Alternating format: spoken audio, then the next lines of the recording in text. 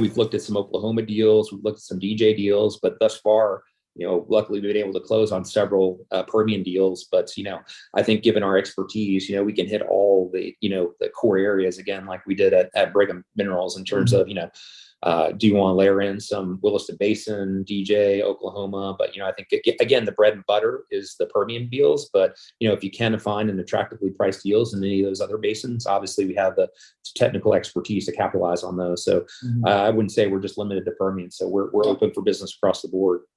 Yeah, Jeff, do you want to kind of break down? So for those listening, are you guys sourcing deals from broker network, white space deals? Yeah, we've all heavy, like what? Yeah. What are the criteria, and then what are really all the basins? Rob kind of ran through them. Is Haynesville in the mix with gas price dropping? Over to you. So yeah, folks listening. Right. Yeah.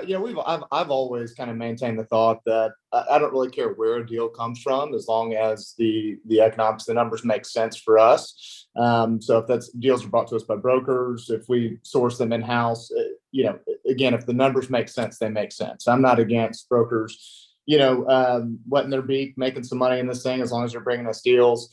And so it's kind of an all of the above approach. And as we kind of indicated, the last couple of years of Brigham Minerals, we really were chasing the near-term activity. I mean, that's what the investors wanted. And so that's where really all of our focus had shifted to. So we abandoned the approach of buying the white space, good rock, but it took a back seat, certainly. And so now with the new company, with the fresh slug of capital, patient capital, we've kind of gone back to the focus of let's let the good rock drive us. Let's let that be number one, is the rock tier one.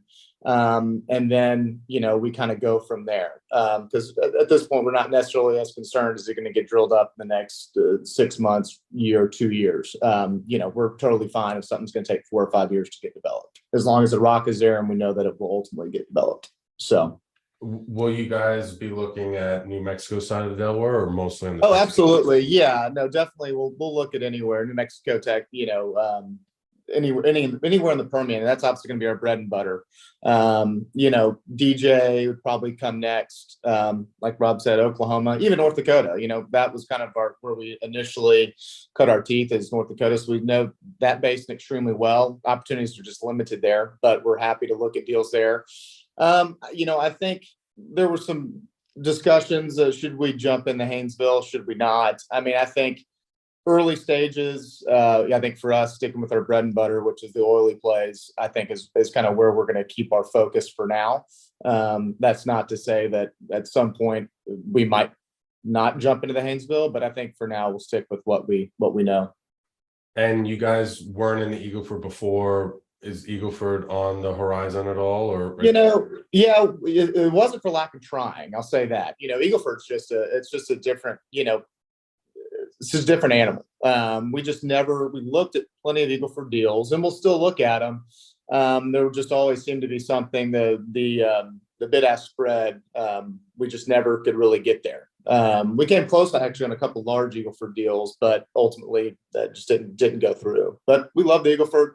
It's just, I think, similar to North Dakota. I think all of the low-hanging, middle-hanging, high-hanging fruit has all been picked over, and now you're dealing with, people that just the opportunities just really aren't there. So, we'll look at them when they come, but we're probably not going to invest any dollars like on a ground game approach ourselves there. And then for those listening, what is kind of the ideal transactional size range that you guys are looking at right now with your ground game? Yeah, with Brigham, it's similar with Brigham Mineral. We pretty much looked at anything as long as it's.